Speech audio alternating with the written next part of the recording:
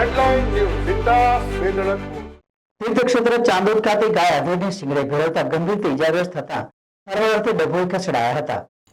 ડભોઈ તાલુકાના ચાંદોદના ત્રવાડી ટેકરા વિસ્તારમાં રહેતા ભૂપેન્દ્રભાઈ ભટ્ટ ઘરેથી પોતાની આનંદ રેસ્ટોરન્ટ હોટલ ખાતે જવા નીકળ્યા હતા।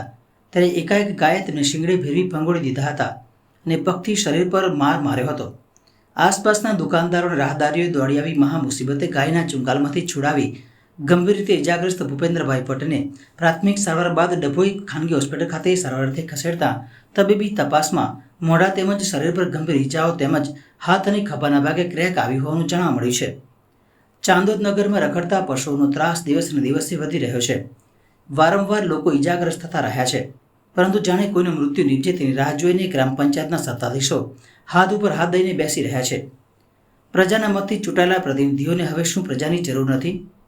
જે હોય તે સત્તાધીશો અંદર હિંસાતુસીની બાજુમાં રાખી તાત્કાલિક ધોરણે રખડતા પશુઓને ઢોર ડબ્બે પૂરવાની સાથે ઢોર માલિકો વિરુદ્ધ કાયદેસરની કાર્યવાહી હાથ ધરી રખડતા ઢોરના ત્રાસમાંથી મુક્તિ આપી નિર્ભીકપણે ગ્રામજનોને નગરમાં હરવા ફરવાની સુવિધા પૂરી પાડે એ અત્યંત આવશ્યક થઈ પડ્યું છે।